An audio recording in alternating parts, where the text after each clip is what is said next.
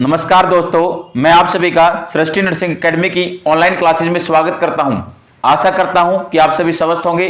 जैसा प्यार पिछले वीडियोस पर देखने को मिल रहा है, ऐसा ही प्यार बनाए रखिएगा बेटा। बहुत ही इंपॉर्टेंट क्लास होने वाली है आप लोगों के लिए। अगर आपको वीडियो पसंद आए तो ज़्यादा से ज़्यादा शेयर कीजिएगा, चैनल को सब्सक्राइब कीजिएगा, वीडियो को लाइक जरूर कीजिएगा बेटा। आपका एक लाइक बहुत ही मोटिवेशन देता बेटा। वीडियो को लाइक जरूर कीजिएगा। आज की क्लास की शुरुआत कर लेते हैं।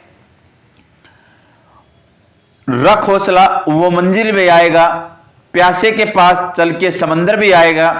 थक कर ना बैठ ए मंजिल के मुसाफिर, मंजिल भी मिलेगी और मिलने का मजा भी आएगा। कितनी बात बोलिए बेटा। रख हौसला, हौसला रखना है बेटा। भी हौसला नहीं खोना है, डिमोटिवेट मत होना है, हमेशा मोटिवेट बने रहना है। वो दिन जरूर आएगा जिस दिन आपको आपकी मेहनत का फल अवश्य मिलेगा। लगातार मेहनत करते रहिएगा और घबराने वाली जरूरत नहीं है, डिमोटिवेट होने की कोई बात नहीं है बेटा। मोटिवेशन रहो, मोटिवेट रहो, पॉजिटिव थिंकिंग अपने मन के अंदर पालो और आपका सिलेक्शन एक दिन जरूर होगा। 101% होगा बेटा। आपका नहीं होगा तो किसका होगा? एक दिन में नहीं, एक दिन जरूर होगा।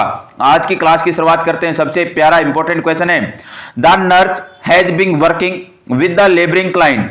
देखिएगा, एक नर्स है बेटा, काम कर रही है लेबर रूम के अंदर। And note that she has been pushing effectively for 1 hour. और वह नोट कर रही है बेटा कि वह जो फीमेल क्लाइंट है पुश कर रही है लगातार पिछले 1 घंटे से। What is the client primary physiological need at this time. और इस टाइम के ऊपर क्लाइंट को सबसे पहली फिजियोलॉजिकल नीड क्या रहेगी?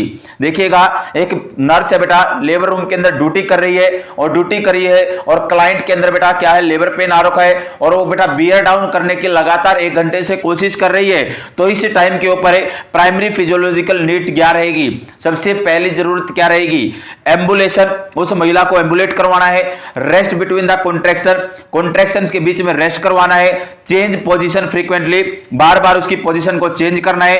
Consume oral food and fruit, उसको कंज्यूम करवाने हैं ओरल फूड एंड फ्रूट से। लिक्विड देना, ज्यादा मात्रा में लिक्विड देना बेटा। तो बताइएगा, फटाफट राइट आंसर दीजिए बेटा। लिक्विड दे सकते हैं, खाना दे सकते हैं, एम्बुलेट कर सकते हैं, उसकी मूवमेंट करवा सकते हैं, उसको रेस्ट दे सकते हैं, कॉन्ट्रैक्शन के बीच में उसकी पोजीशन चेंज कर सकते हैं। राइट आंसर देने की कोशिश करें। राइट आंसर क्या रहेगा? सभी बच्चे राइट आंसर देने की कोशिश करें बेटा। राइट आंसर क्या रहेगा इस क्वेश्चन का? सर इस क्वेश्चन का राइट आंसर क्या रहेगा? लगातार 1 घंटे से बेटा क्या कर रही है, पुश कर रही है, बियरिंग डाउन एफर्ट्स लगा रही है और उसके अंदर पहला फिजियोलॉजिकल नीड क्या रहेगी? तो हमेशा याद रखिएगा, कॉन्ट्रैक्शंस के बीच में क्या देना बेटा? रेस्ट प्रोवाइड करवाना है। कॉन्ट्रैक्शन के बीच में क्या करवाना सर? रेस्ट प्रोवाइड करवा के चलेंगे। ऑप्शन नंबर बी अपना राइट आंसर रहेगा। नेक्स्ट क्वेश्चन बेटा, autism can usually be diagnosed when the child is about. जब ऑटिज्म होता है, ऑटिज्म का मीन्स आपने पता होगा म्यूटिज्म होना। क्या होना? म्यूटिज्म, चुपचाप रहना, किसी से कोई बातचीत नहीं करना। नेक्स्ट वन बेटा, सोशली विड्रॉल लेना, समाज से सामाजिक दूरी बना के रखना, सोशली विड्रॉल होगा। नेक्स्ट वन सर, म्यूटिज्म हो गया, सोशली विड्रॉल हो गया। Not maintain eye to eye contact, eye to eye contact भी नहीं बना पाएगा। नेक्स्ट वन बेटा, not playing with peer group है, अपने जो साथी होंगे उसका ग्रुप होगा उसके साथ भी खेलना पसंद नहीं करेगा। Not play any role in social activity, किसी भी प्रकार से सोशल एक्टिविटी के अंदर कोई भी रोल प्ले करेगा। तो बेटा ऑटिज्म को कौन सी एज के दौरान डायग्नोस किया जा सकता है, कौन सी एज के दौरान पहचाना जा सकता है? 1 month, 2 month, 2 year, 14 year. Right answer दीजिए बेटा। कौन से मंथ ऑफ एज के ऊपर है, कौन से महीने की उम्र के ऊपर है, उसको क्या किया जा सकता है सर? डायग्नोस किया जा सकता है ऑटिज्म को। 1 महीने के ऊपर, 2 महीने के ऊपर, 2 साल के ऊपर या 14 साल के ऊपर। राइट आंसर दीजिए बेटा, कौन सी एज के ऊपर? तो हमेशा याद रखिएगा बेटा 2 महीने के ऊपर। कब बेटा? 2 महीने के ऊपर। अरे वीडियो पसंद आ रही है तो ज्यादा से ज्यादा शेयर कीजिएगा, अपने फ्रेंड सर्कल के अंदर घुमाइएगा बेटा इस वीडियो को। जल्दी से जल्दी 1K सब्सक्राइबर करवाने आप लोगों को। कितने करवाने सर? 1K। चलो बेटा नेक्स्ट वन अपन बात करते हैं। Which assessment finding after an amniotomy should be conduct first. देखिएगा बेटा, अगर मैं बात करूं बेटा कौन सी असेसमेंट फाइंडिंग सबसे पहली करनी है एमनियोटॉमी के बाद? किसके बाद बेटा? एमनियोटॉमी करने के बाद सबसे पहले कौन सी असेसमेंट फाइंडिंग करनी है? एमनियोटॉमी अगर मैं बात करूं बेटा, रप्चर कर दिया है सर। किसको रप्चर किया है? मेम्ब्रेन्स को रप्चर किया है। और मेम्ब्रेन्स कौन सी बेटा? Amnion and Korean. एमनियोन बाहरी होती है, कोरियन अंदर वाली होती है। एमनियोन ट्रांसपेरेंट होती है, नॉन ट्रांसपेरेंट होती है। इसके अंदर कोई नर्व सप्लाई नहीं होती, इसके अंदर नर्व सप्लाई होती है। इसके अंदर कोई ब्लड सप्लाई नहीं होती, इसके अंदर ब्लड सप्लाई भी होती है। तो बेटा राइट आंसर दीजिएगा, कौन सी असेसमेंट सबसे पहले करनी है? Cervical dilation, blood distension, fetal heart rate pattern, maternal blood pressure. कौन सी चीज को अपन एसेस करके चलेंगे एमनियोटॉमी के बाद, एमनियोटॉमी परफॉर्म करने के बाद कौन सी फाइंडिंग करेंगे बेटा, कौन सी असेसमेंट फाइंडिंग करेंगे? सर्वाइकल डायलेशन करेंगे सर, ब्लैडर डिसइंफेक्शन करेंगे, फीटल हार्ट रेट पैटर्न करेंगे, या मैटरनल ब्लड प्रेशर? तो हमेशा याद रखिएगा बेटा, अपन करके चलेंगे फीटल हार्ट रेट पैटर्न। कौन सा बेटा? Fetal heart rate pattern. Option number 3 is the right answer. Next one रुको बेटा, नेक्स्ट क्वेश्चन रहने वाला है, in an infant which is the most significant site of increase ICP. एक इन्फेंट है, इन्फेंट के अंदर सबसे मोस्ट सिग्निफिकेंट साइन क्या रहेगा? Increase ICP. अगर आईसीपी इंक्रीज हुआ है, इंट्राक्रेनियल प्रेशर क्या हुआ है सर? इंक्रीज हुआ है, तो मोस्ट सिग्निफिकेंट साइन क्या रहेगा? ब्रेडीपिनिया होगा, ड्राई माउथ रहेगा, सनकिन आइज रहेंगी, या बल्जिंग फोंटेनल रहेंगी? तो बेटा फटाफट राइट आंसर दीजिएगा। सबसे पहले मैं बात करेंगे पूरा का पूरा यहाँ पर टॉपिक को क्लियर करने की कोशिश करूंगा। हाइड्रोसिफेलस, किसकी बात करूं बेटा? हाइड्रोसिफेलस की मैं बात कर चलूं। हाइड्रोसिफेलस एक प्रकार से क्या होगा सर? एक्यूमुलेशन होना, किस चीज का बेटा? सीएसएफ का। कहां पर? ब्रेन के वेंट्रिकल्स के अंदर। अगर मैं बात करें चलो सीएसएफ को बेटा लिम्फ ऑफ सीएनएस भी बोला जाता है, और सीएसएफ का प्रोडक्शन 1 मिनट के अंदर 0.5 ml, 1 आवर के अंदर बेटा 30 ml, और 24 आवर्स के अंदर 500 से 720 ml होता है। नेक्स्ट वन, अगर एक कोई क्लाइंट है बेटा सुपाइन पोजीशन में है या लाइंग पोजीशन में है, तो उस टाइम पर जो सीएसएफ का प्रेशर होगा वो कितना होगा? 10 to 15 cms2 होगा। लेकिन अगर कोई क्लाइंट स्टैंडिंग पोजीशन में है तो उस टाइम पर 30 cms2 क्या जाएगा? प्रेशर जाएगा सीएसएफ का। नेक्स्ट वन बेटा, अगर मैं बात करके चलूं कांस्टेंट वैल्यू कितनी रहती है सीएसएफ की? 120 से 150 ml। सर कैसे? क्योंकि बेटा सब एरिकनोइड स्पेस के अंदर क्या होती है? विलाई पाई जाती है, सब एरिकनोइड विलाई वो एब्जॉर्प्शन कर लेती है किसका बेटा? सीएसएफ का, और रिमेन्स बचता है 120 to 150 ml। नेक्स्ट वन, अगर मैं बात कर चलूं, एक होता है आईसीपी इंट्राक्रेनियल प्रेशर, नॉर्मल होता है बेटा 5 से 15 mm ऑफ एचजी। अगर मैं बात करके चलूं नेक्स्ट वन सीएसएफ के फ्लो की, सीएसएफ का फ्लो सभी को पता होगा, सीएसएफ का प्रोडक्शन कोरेड फ्लेक्सिस के द्वारा लेटरल वेंट्रिकल के अंदर किया जाएगा, फिर आएगा थर्ड वेंट्रिकल के अंदर, और थर्ड वेंट्रिकल के अंदर लेके आने का काम करता है foramen of Munro.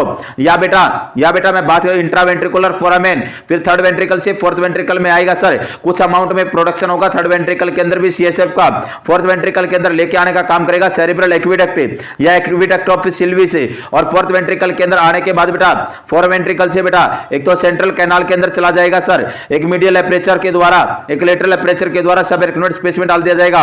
Lateral aperture से लेके जाएगा फोरामेन ऑफ लुस्का, और यहां से लेके जाएगा फोरामेन ऑफ मिगेंडी, और दोनों कहां पर डाल देंगे? सब एरिकनोइड स्पेस, और सब एरिकनोइड स्पेस के अंदर पाई जाएंगी विलाई, और विलाई क्या करेंगे बेटा? एब्जॉर्प्शन करेंगी। क्या करेंगी?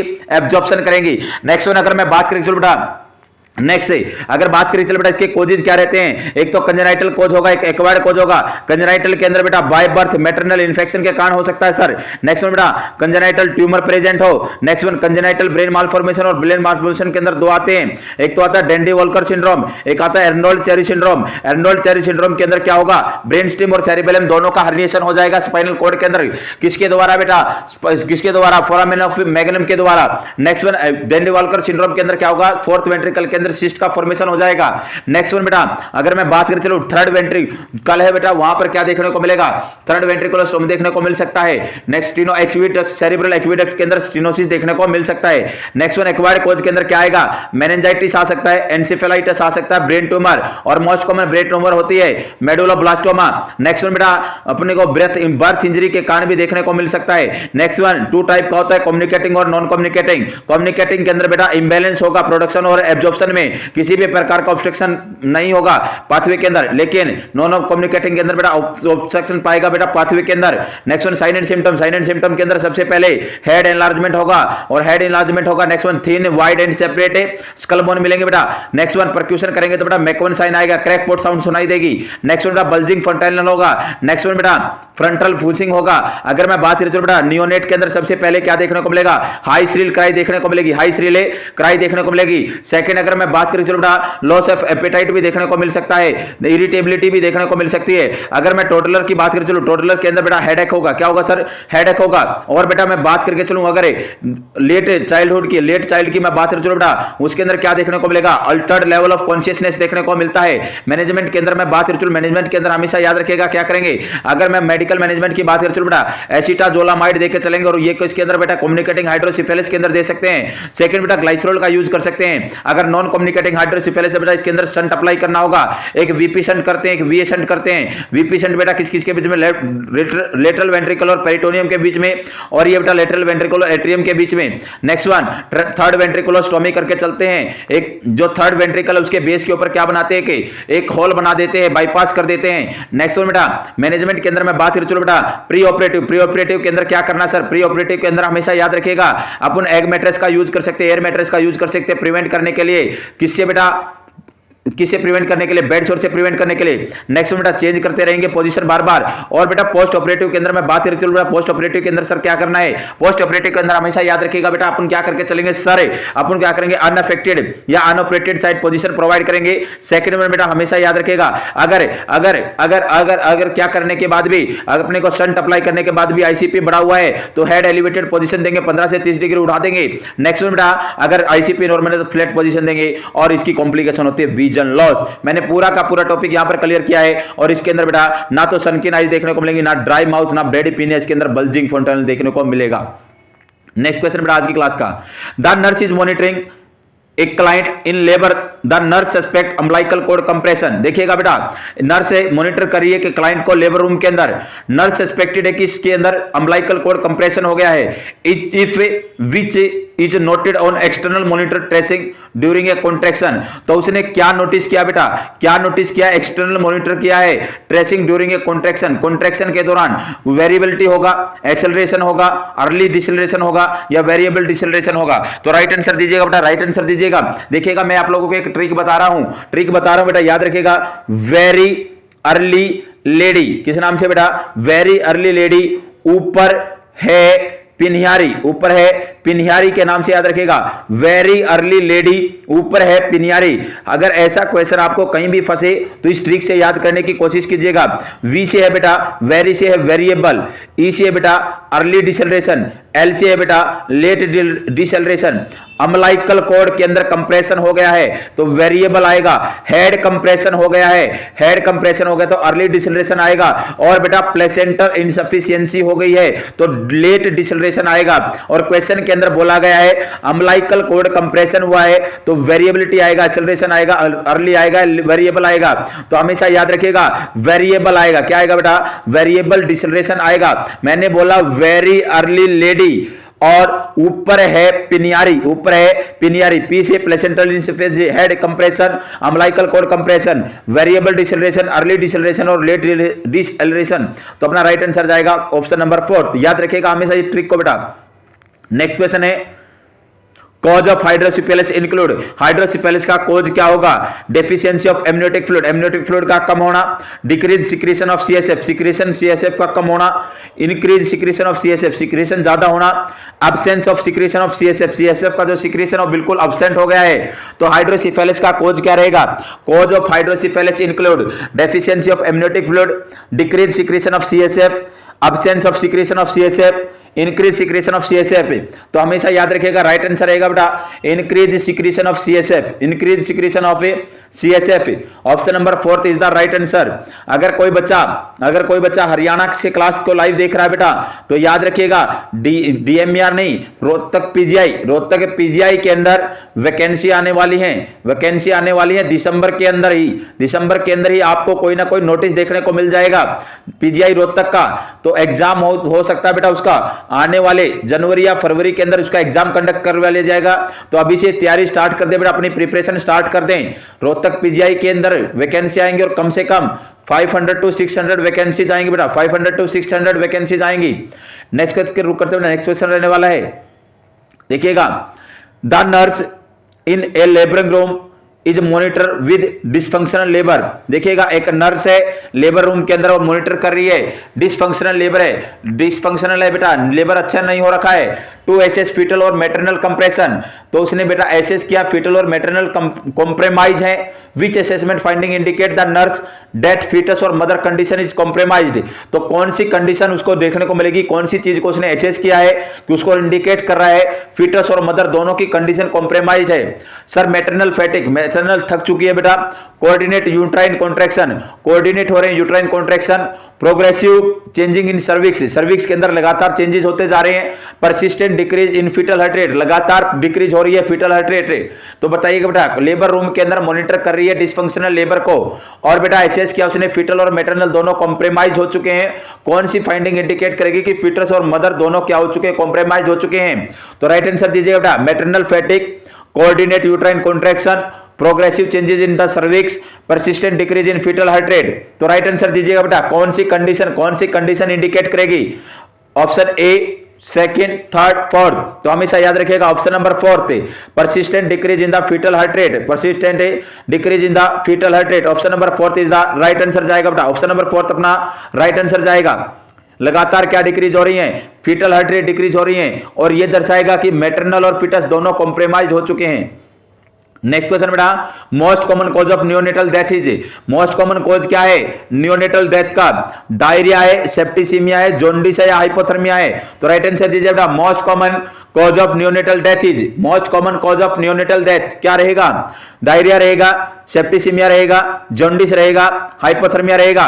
तो हमेशा याद रखेगा हाइपोथर्मिया रहेगा। अब मैं फटाफट हाइपोथर्मिया को रिवाइज करने की कोशिश करूंगा बेटा। हाइपोथर्मिया क्या होगा बेटा? हाइपोथर्मिया सर नॉर्मल बेबी का जो बॉडी टेम्परेचर होता है 36.5 टू 37.5 डिग्री सेंटीग्रेड होता है। अगर बेटा ये बॉडी टेम्परेचर 36.5 डिग्री सेंटीग्रेड से कम होगा तो ये इंडिकेट करेगा हाइपोथर्मिया को। और हाइपोथर्मिया तीन प्रकार का होता है, एक कोल्ड स्ट्रेस हाइपोथर्मिया, एक बेटा मॉडरेट हाइपोथर्मिया, एक very severe hypothermia. Moderate to severe मैं बोल सकता हूं, और एक वेरी सीवियर। अगर मैं बात करूं बेटा, अगर मैं कोल्ड स्ट्रेस की बात करूं इसके अंदर बॉडी का टेम्परेचर होगा 36 से 36.4 degree centigrade. Moderate to late के अंदर देखने को मिलेगा बेटा अपने को 32 से 35.9, और बेटा वेरी सीवियर के अंदर देखने को मिलेगा less than 32 degree centigrade body temperature. अगर मैं बात करूं नेक्स्ट वन, इसके पीछे कॉज क्या रहेगा सर?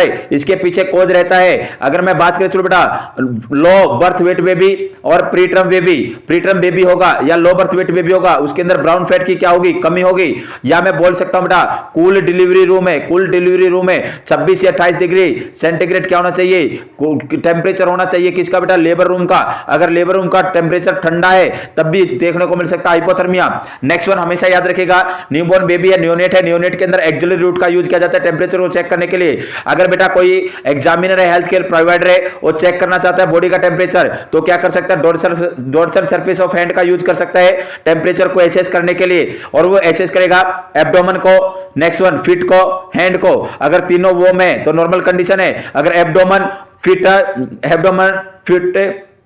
और हैंड, जो अपना फुट है, फिट है और हैंड है, ये दोनों तो कूल हैं, एब्डोमेन वो में, तो इंडिकेट करेगा हाइपोथर्मिया हो गया है। अगर तीनों के तीनों एब्डोमेन भी, फिट भी और हैंड भी तीनों कैसे हैं? कूल हैं, तो इंडिकेट करेगा बेटा किसको? सीवियर हाइपोथर्मिया को। नेक्स्ट वन अगर मैं बात करूं बेटा, इसका साइन एंड सिम्टम क्या होगा? पेरिफेरल साइनोसिस देखने को मिलेगा, सीवियर एसिडोसिस देखने को मिलेगा, सीवियर हाइपोक्सीमिया देखने को मिलेगा, पल्मोनरी हाइपरटेंशन देखने को मिलेगा। एक बेटा वार्म चेन यूज की जाती है, एक स्ट्रेटेजी यूज की जाती है प्रिवेंट करने के लिए। किससे बेटा? किससे प्रिवेंट करने के लिए? हीट लॉस से प्रिवेंट करने के लिए। सबसे पहले बेटा वॉर्म तो क्या होगा? लेबर रूम होगा। फिर बेटा वॉर्म रिसस्किटेशन होगा, गरम गरम जो भी अगर कोलाइंट उसको क्या करना चाहता है? पकड़ना चाहता है, तो उसको क्या करना होगा बेटा? वॉर्म हैंड्स में कलेक्ट करना होगा। नेक्स्ट वन बेटा क्लीन करेंगे बेबी को। फोर्थ वन प्रोवाइड करेंगे केएमसी। फिफ्थ वन प्रोवाइड करेंगे बेटा ब्रेस्ट फीडिंग। सिक्स्थ वन बेटा पोस्टपोन कर देंगे बाथिंग। सेवंथ वन बेटा उसको एप्रोप्रिएट क्लोथिंग करेंगे। एट्थ वन अगर मैं बात करूं बेटा उसको क्या करेंगे? मदर और बेबी को इकट्ठा रखेंगे। नाइन्थ वन बेटा प्रोफेशनल रहेंगे अलर्टनेस से। और 10th नंबर पे आएगा अपना जो ट्रांसपोर्टेशन है वो भी कैसा होना चाहिए? वो होना चाहिए। नेक्स्ट वन अगर मैं बात करूं बेटा, नेक्स्ट वन है अगर मैं माइल्ड और मॉडरेट हाइपोथर्मिया की बात करूं तो हमेशा याद रखेगा बेबी को क्या करना है? सबसे पहले सारे क्लीन करना है। क्लीन करने के बाद ड्रैप करना है ब्लैंकेट के अंदर और उसको बचाना है उस सोर्स से जहां से हीट लॉस हो सकती है। नेक्स्ट वन बेटा कभी भी बॉडी टेम्परेचर अगर 34 डिग्री सेंटीग्रेड से कम है तो केएमसी इफेक्टिव नहीं रहेगी। उस कंडीशन में बेबी को रेडिएंट वार्मर या इंक्यूबेटर में रखना है। रेडिएंट वार्मर बेटा ओपन कंपार्टमेंट होता है, इंक्यूबेटर क्लोज कंपार्टमेंट होता है। रेडिएंट वार्मर के अंदर बेटा क्या होगा? हीट लॉस देखने को मिलेगा, इंसेंसिबल हीट लॉस होगा। उसके अंदर हीट इंसेंसिबल लॉस नहीं होगा। अगर बच्चे को रेडिएंट वार्मर के अंदर रखा है तो प्रत्येक 1 घंटे में टेम्परेचर को चेक करना है। नॉर्मली एक आवर के अंदर बेटा 0.5 डिग्री सेंटीग्रेड टेम्परेचर क्या होता है? इंक्रीज होता है। नेक्स्ट वन अगर मैं बात करें चलो बेटा हमेशा अगर रेडिएंट वर्मन अपने पास नहीं है तो अपन यूज कर सकते हैं। किस चीज का यूज करेंगे बेटा, हमेशा याद रखिएगा 200 वोल्ट का बल्ब यूज कर सकते हैं। 45 सेंटीमीटर का डिस्टेंस रहेगा। दो मोड होते हैं, एक स्किन सर्वो मोड होता है, एक मैनुअल मोड होता है। स्किन सर्वो मोड के अंदर बेटा एक प्रोब को एब्डोमेन से अटैच कर दिया जाएगा और वो हीटिंग को कंट्रोल करेगा according to the body temperature. Manual mode के अंदर बेटा हेल्थ केयर प्रोवाइडर क्या करके चलेगा, मोड को हेल्थ केयर प्रोवाइडर के द्वारा ही मोड अप्लाई किया जाएगा और मोड के बेटा हीटिंग को कंट्रोल किया जाएगा और इसके अंदर हीटिंग होने के चांसेस ज्यादा रहेंगे। एक होता है केएमसी, कंगारू मदर केयर को स्किन टू स्किन केयर बोलते हैं। इसको 1978 में एडगर रॉय ने दिया बेटा। इसको फैमिली का कोई भी मेंबर दे सकता है। इसके अंदर बेटा 3 कंपोनेंट होंगे, कंगारू पोजीशन, कंगारू फॉलोअप और कंगारू न्यूट्रिशन। कंगारू पोजीशन के अंदर बेटा सेमी रिक्लाइन पोजीशन देंगे बच्चे को जीआरडी से बचाने के लिए। बच्चे को बेटा एब्डोमेन के ऊपर पुट करेंगे प्रोन पोजीशन में। नेक्स्ट बच्चे की जो लेग्स है उन नी है, नी को फ्लेक्स करेंगे, अबडक्टेड करेंगे, उनको चौड़ा करेंगे बेटा। Next one frog like position में आ जाएगा। नेक्स्ट वन बेटा अगर मैं प्रॉपर न्यूट्रिशन प्रोवाइड करना, ब्रेस्ट फीडिंग प्रोवाइड करनी है, प्रॉपर न्यूट्रिशन देने के लिए फॉलोअप के अंदर अगर मदर क्या दे रही है बेटा, केएमसी दे रही तो बहुत ज्यादा इफेक्टिव होगा, अर्ली डिस्चार्ज मिल जाएगा। नेक्स्ट वन क्राइटेरिया के अंदर बेटा जो भी फीटस है, फीटस हीमोडायनेमिकली स्टेबल होना चाहिए, फ्री फ्रॉम इंफेक्शन होना चाहिए, 34 डिग्री सेंटीग्रेड से बॉडी का टेम्परेचर ज्यादा होना चाहिए। और जो भी मदर है या कोई भी बेटा उसको क्या दे रहा है, केएमसी दे रहा है, तो उसके अंदर क्या होना चाहिए सर, हमेशा याद रखिएगा वो क्या होना चाहिए, हीमोडायनेमिकली स्टेबल होना चाहिए बेटा। हीमोडायनेमिकली क्या होना चाहिए, स्टेबल होना चाहिए। Next one sir duration sir minimum 1 hour, maximum 24 घंटे और बेटा स्टॉप करनी, टर्मिनेट करनी है जब बॉडी का टेम्परेचर 37 या 36.37.5 के बीच में आ जाए या वेट 2.5 kg से ज्यादा हो जाए तो अपन बोल सकते हैं ये पूरा का पूरा जाना हाइपोथर्मिया मोस्ट कॉमन कॉज होता है न्यूरोडेथ डेथ का। नेक्स्ट क्वेश्चन बेटा, in following which condition there is shunting of blood from right to left. कौन सी कंडीशन होगी जिसके अंदर बेटा ब्लड शंटिंग होता है right to left. Patent ductus arteriosus, tetralogy of Fallot, ventricular septal defect, atrial septal defect. तो right answer दीजिए बेटा कौन सी कंडीशन के अंदर सर शिफ्टिंग देखने को मिलेगी ब्लड की राइट टू लेफ्ट। देखिएगा बेटा, देखिएगा, समझने की कोशिश करते हैं। CHD कंजेनिटल हार्ट डिजीज क्या होती है सर, अगर हार्ट के स्ट्रक्चर के अंदर माल फॉर्मेशन हो जाए, एबनॉर्मलिटी आ जाए तो उसे कंजेनिटल हार्ट डिजीज बोलते हैं। 5 से 8 बंदों में मिलेगी 1000 में से। इटियोलॉजी अननोन रहती है, रिस्क फैक्टर रहेंगे, नशेड्स ले सकता है कोई बंदा, या मैं बोल सकता हूं बेटा टेरेटोजेनिक ड्रग्स का यूज करती है। अगर मैं नशेड्स, एंटी कन्वर्जेंट, लिथियम और बेटा बच्चे के अंदर डाउन सिंड्रोम है तो उसके कारण भी देखने को मिल सकता है। अगर मैटरनल इन्फेक्शन है उसके अंदर भी देखने को मिल सकता है। रेडिएशन एक्सपोजर हुआ है उनके अंदर भी कंजेनिटल हार्ट डिजीज देखने को मिल सकती है। 3 प्रकार की कंजेनिटल हार्ट डिजीज होती है। एक तो बेटा एसाइनोटिक, एक साइनोटिक, एक ऑब्स्ट्रक्टिव। एसाइनोटिक के अंदर क्या होगा, ब्लड की शिफ्टिंग होगी left to right, oxygenated blood mix होगा डीऑक्सीजनेटेड के अंदर, साइनोसिस एब्सेंट होगा, लंग्स कंजेशन बढ़ेगा, पल्मोनरी ब्लड फ्लो भी इंक्रीज होगा और कार्डियक आउटपुट कम होगा। इसके अंदर 4 डिजीज आएंगी, ASD, VSD, PDA, ABCD, याद रखिएगा बेटा। नेक्स्ट वन कंजेनाइटल के अंदर सर क्या होगा, कंजेनाइटल के अंदर बेटा राइट टू लेफ्ट शिफ्टिंग होगी, डीऑक्सीजनेटेड मिक्स होगा, ऑक्सीजनेटेड के अंदर लंग्स कंजेशन कम होगा, पल्मोनरी ब्लड फ्लो कम होगा, कार्डियक आउटपुट बढ़ेगा और साइनोसिस भी प्रेजेंट होगा। इसके अंदर आएगी बेटा tetralogy of Fallot, transposition of great arteries. Next one बेटा ट्रंकस आर्टियोसस, ट्राइकोस्पिड एट्रेसिया। एक होती है बेटा obstructive congenital heart disease, obstructive congenital heart disease. इसके अंदर बेटा नैरोइंग प्रेजेंट होगी, किसके अंदर है मैं बोल सकता हूं नैरोइंग प्रेजेंट होगी या ऑब्स्ट्रक्शन होगा बेटा किसके अंदर, ब्लड सर्कुलेशन के अंदर। इसके अंदर बेटा एक तो कोरेक्टेशन ऑफ एरोटा आएगा, मिटल वॉल स्टेनोसिस आएगा, पल्मोनरी वॉल स्टेनोसिस आएगा, एरोटिक वॉल स्टेनोसिस आएगा। ये मैंने पूरा का पूरा आप लोगों को समझाने की कोशिश की कंजेनिटल हार्ट डिजीज। तो अपने याद रखिएगा बेटा टेट्रोलॉजी ऑफ फेलोट के अंदर क्या देखने को मिलेगी, राइट टू लेफ्ट शिफ्टिंग देखने को मिलती है। नेक्स्ट क्वेश्चन है, the nurse has created a plan, the nurse has created a plan for care for a client experience in dystocia and includes several nursing action in the plan of care. What is the priority nursing action. देखिएगा बेटा एक nurse है और plan कर रही है, एक client experience है डिस्टोसिया, डिस्टोसिया का मींस होता है एबनॉर्मल लेबर है, उसके अंदर बेटा यूटोसिया होता है नॉर्मल लेबर, डिस्टोसिया होता है abnormal labour, include several nursing action in the plan of care. What is the priority nursing action. Priority nursing action क्या रहेगा, प्रोवाइड कंफर्ट मेजर प्रोवाइड करने हैं। Next one monitor the foetal heart rate, foetal heart rate monitor करनी है। Change the client position frequently, बार बार client की position को चेंज करना है। Inform other about the progress of labour, inform करना है, उसको बताना है प्रोग्रेस ऑफ लेबर, लेबर के बारे में इन्फॉर्म करना है। Other say about the progress, दूसरों को बताना है बेटा, इन्फॉर्म करना है। तो राइट आंसर क्या रहेगा, डिस्टोसिया है, नॉर्मल लेबर है। सेवरल नर्सिंग एक्शन प्लान के अंदर केयर के अंदर प्रायोरिटी नर्सिंग एक्शन क्या रहेगा, सबसे पहला एक्शन रहेगा अपने को बेटा, अपने को बच्चे की क्या करनी है, हृदय गति को चेक करना है। Monitor the foetal heart rate सबसे पहली प्रायोरिटी रहती है किसके अंदर, प्रेगनेंसी के अंदर अपने को सबसे पहला किस चीज को चेक करके चलना है, monitor the foetal heart rate, foetal heart rate को मॉनिटर करके चलना है। नेक्स्ट क्वेश्चन रुको, नेक्स्ट क्वेश्चन है inoculating loop is sterilised by, inoculating loop is sterilised by, inoculating loop को किसके द्वारा स्टेरिलाइज किया जाएगा, hot air oven, autoclave, flaming, radiation. तो बताइएगा बेटा, फटाफट राइट आंसर दीजिएगा। Inoculating loop is sterilised by, किसके द्वारा स्टेरिलाइज किया जाएगा इनऑक्यूलेटिंग लूप को, इनऑक्यूलेटिंग लूप को किसके द्वारा स्टेरिलाइज किया जाएगा, hot air oven, autoclave, flaming, radiation. किस चीज के द्वारा, किस चीज के द्वारा क्या किया जाएगा, स्टेरिलाइज किया जाएगा। तो हमेशा याद रखिएगा बेटा, फ्लेमिंग के द्वारा, किसके द्वारा, फ्लेमिंग के द्वारा। इसको क्या करेंगे, होल्ड करने के बाद बेटा आग के आर और पार करेंगे, आर के आर और पार करके चलेंगे। आपने केमिस्ट्री लैब के अंदर भी देखा होगा, मे भी बहुत बार देखा होगा, आपने जो कंटेनर होता है उसको आर पार करते हैं। तो ऐसे ही बेटा जो इनऑक्यूलेटिंग लूप है उसको स्टेरिलाइज करके चलते हैं फ्लेमिंग के अंदर। नेक्स्ट क्वेश्चन आज की क्लास का, chronic diarrhoea is common feature in children associated with which disease. Chronic diarrhoea common है, फीचर है चिल्ड्रन के अंदर, एसोसिएटेड है विद विच डिजीज, कौन सी डिजीज के अंदर, inflammatory bowel disease, gastritis, hepatitis या फूड पॉइजनिंग। फटाफट राइट आंसर दीजिए बेटा, कौन सी डिजीज कंडीशन के अंदर सर क्रोनिक डायरिया कॉमन होगा, देखने को मिलेगा चिल्ड्रन के अंदर, बच्चे के अंदर, inflammatory bowel disease, gastritis, hepatitis, food poisoning. देखिएगा बेटा मैं बात बताऊं, इन्फ्लामेटरी बाउल डिजीज के अंदर देखने को मिलेगा। और देखिएगा दो प्रकार की होती है इन्फ्लामेटरी बाउल डिजीज, एक तो अल्सरेटिव कोलाइटिस, एक क्रॉन से। अगर मैं बात करूं, चलो अल्सरेटिव कोलाइटिस बेटा मोस्ट कॉमन अफेक्ट करती है सिग्मोइड कोलन को। नेक्स्ट में बेटा ये बेटा डाउनवर्ड टू अपवर्ड होती है, डाउनवर्ड टू अपवर्ड होती है। इसके अंदर बेटा लाइन में होगी, किस में होगी, लाइन में होगी। इसके अंदर रेक्टल भी इन्वॉल्व होगा, एनाल कैनाल इसके अंदर इन्वॉल्व नहीं होगी। हिमेटोसीजिया देखने को मिलेगा, फ्रेश ब्लड इन स्टूल देखने को मिलेगा।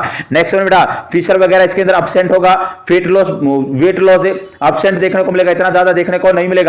ब्लीडिंग वगैरह देखने को मिल सकती है। नेक्स्ट वन अगर मैं बात करूं बेटा क्रॉन्स डिजीज, क्रॉन्स डिजीज बेटा बॉडी के जीआईटी ट्रैक के किसी भी पार्ट के अंदर हो सकती है, लेकिन मोस्ट कॉमन इलियम के अंदर होती है। किसके अंदर होती है, इलियम के अंदर होती है। नेक्स्ट वन अगर मैं बात करूं तो बेटा ये अपवर्ड टू डाउनवर्ड होती है, इसके अंदर रेक्टम इन्वॉल्व नहीं होगा, इसके अंदर एनाल कैनल होगा और इसके अंदर पैचेज होते हैं। कैसे होते हैं बेटा, पैचेज होंगे। इसके अंदर फीचर हो सकता है, क्या हो सकता है सर, फीचर हो सकता है, वेट लॉस हो सकता है। और बेटा इसके अंदर विटामिन B12 की कमी होगी और अल्सरेटिव के अंदर विटामिन के की कमी होगी। नेक्स्ट वन इन दोनों का एक ही मेडिकल मैनेजमेंट है, सल्फासेलाजाइन। क्या दे सकते हैं बेटा, सल्फासेलाजाइन दे सकते हैं। क्रॉन्स डिजीज के अंदर इलियोस्टोमी परफॉर्म कर सकते हैं और सर अल्सरेटिव कोलाइटिस के अंदर कोलोस्टोमी परफॉर्म कर सकते हैं। तो राइट आंसर जाएगा इन्फ्लामेटरी बाउल डिजीज। पूरा का पूरा एक्सप्लेन करने की कोशिश की बेटा।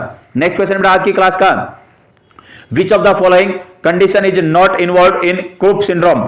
बेटा कौन सी कंडीशन होगी जिसको इन्वॉल्व नहीं किया गया क्रूप सिंड्रोम के अंदर, कौन सी कंडीशन को इन्वॉल्व नहीं किया जाता क्रूप सिंड्रोम के अंदर, टॉन्सिलाइटिस, एपिग्लोटाइटिस, ब्रोंकाइटिस, लैरिंजाइटिस। तो राइट आंसर दीजिए बेटा, कौन सी कंडीशन है जिसको इन्वॉल्व नहीं किया जाएगा क्रूप के अंदर, क्रूप के अंदर कौन सी कंडीशन होगी जिसको इन्वॉल्व नहीं किया जाएगा। हमेशा याद रखिएगा 4 कंडीशन को इंक्लूड किया जाता है सर, किस किस को, एपिग्लोटिस को किया जाएगा, बिल्कुल किया जाएगा। नेक्स्ट वन बेटा लैरिंगो, ट्रैकियो, ब्रोंकाइटिस को भी किया जाएगा, लैरिंजाइटिस को भी किया जाएगा और स्पाज्मोडिक लैरिंजाइटिस, स्पाज्मोडिक लैरिंजाइटिस को किया जाता है। फोर्थ वन आती है बेटा स्पाज्मोडिक लैरिंजाइटिस को किया जाता है। टॉन्सिलाइटिस का कभी पर भी नाम नहीं आता, तो टॉन्सिलाइटिस नहीं होगा क्रूप के अंदर।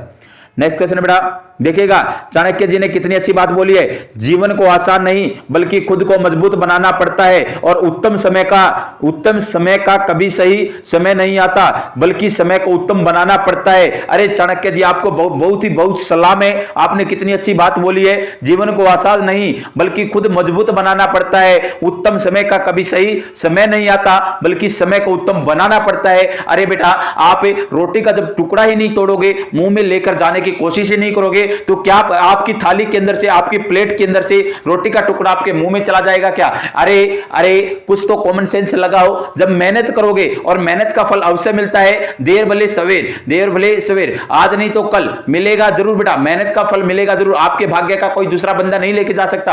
आप सभी ने बहुत बार सुना होगा बेटा, हर चीज का बंटवारा हो सकता है लेकिन अपने ज्ञान का बंटवारा नहीं हो सकता। तो डेली बटोरते रहिएगा, लगातार मेहनत करते रहिएगा और सफल होते रहिएगा। आज की क्लास का नेक्स्ट क्वेश्चन बेटा presence of currant jelly stool are the characteristic feature of a presence है बेटा करंट जेली स्टूल है प्रेजेंट है तो कौन सी कंडीशन के अंदर देखने को मिलेगा पाइलोरिक स्टेनोसिस के अंदर, हर्ट्ज-स्प्रिंग डिजीज के अंदर, ट्रैकियोएसोफेजियल फिस्टुला के अंदर या इंटुसिसेप्शन के अंदर। तो राइट आंसर जाएगा बेटा इंटुसिसेप्शन के अंदर देखने को मिलेगा। इसके अंदर टेलीस्कोपिंग देखने को मिलती है किसकी बेटा इलियोसिकल की मोस्ट कॉमन देखने को मिलेगा टेलीस्कोपिंग, एक दूसरे के अंदर धस जाते हैं।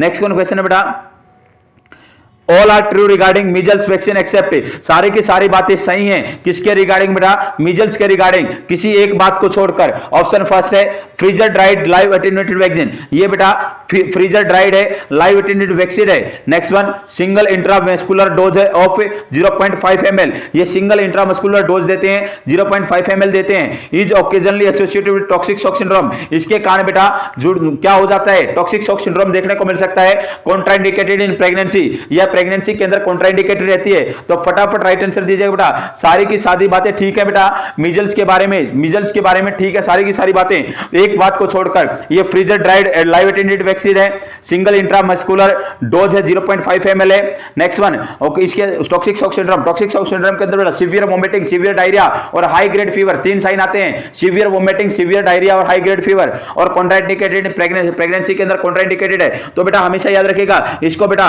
कौन से रूट से देते हैं सबक्यूटेनियस रूट से देते हैं। डोज तो 0.5 ml देते हैं, एक तो 9 मंथ पे देते हैं बेटा, दूसरी 15 से 18 महीने के ऊपर देके चलते हैं सेकंड डोज। तो राइट आंसर रहेगा अपना option number second is the right answer. Next question बेटा आज की क्लास का Which of the following is an example of objective data? कौन सा एग्जाम्पल होगा ऑब्जेक्टिव डाटा का, कौन सा एग्जाम्पल है। फीलिंग ऑफ वरी, उसको चिंता हो रही है, नोजिया, पेन इन एब्डोमेन या डिस्कलरेशन ऑफ स्किन। तो बताइएगा बेटा फटाफट ऑब्जेक्टिव डाटा का कौन सा एग्जाम्पल है। Which of the following is the example of objective data? Objective data का एग्जाम्पल कौन सा है। Feeling of worry, nausea, pain in abdomen, discoloration of skin. फटाफट राइट आंसर दीजिएगा।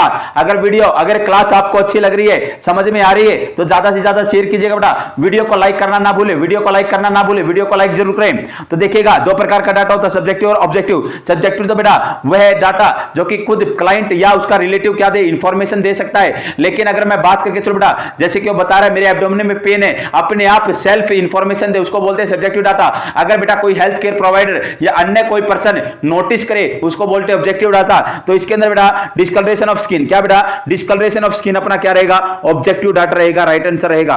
नेक्स्ट क्वेश्चन रुक करते बेटा, नेक्स्ट क्वेश्चन रहने वाला है वैक्सीनेशन कॉन्ट्राइंडिकेटेड इन प्रेगनेंसी के अंदर कौन सी वैक्सीन होगी, कौन सा इम्यूनाइजेशन शेड्यूल होगा जिसको अपन क्या करते हैं सर अब अवॉइड करके चलते हैं। रेबीज हो गया, रूबेला हो गया, वेरिसेला हो गया, बोथ सेकंड एंड थर्ड। तो राइट आंसर दीजिए बेटा कौन सी वैक्सीन को अवॉइड करके चलते हैं प्रेगनेंसी के अंदर। सर जितनी भी लाइव वैक्सीन है बोल टेली MMR2 सभी को अपन क्या करते हैं बेटा अवॉइड करते हैं प्रेगनेंसी के अंदर। क्या बोला मैंने बोल टेली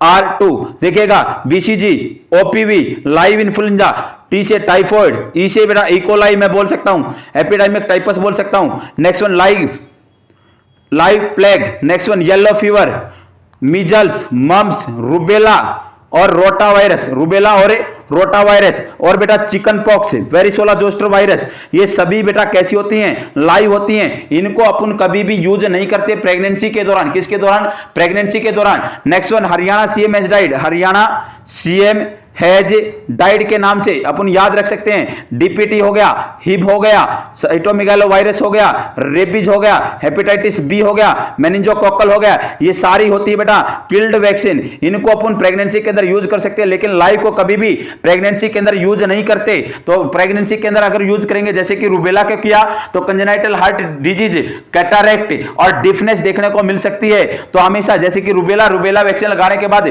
3 से 4 महीने अपने को अवॉइड करनी है बेटा।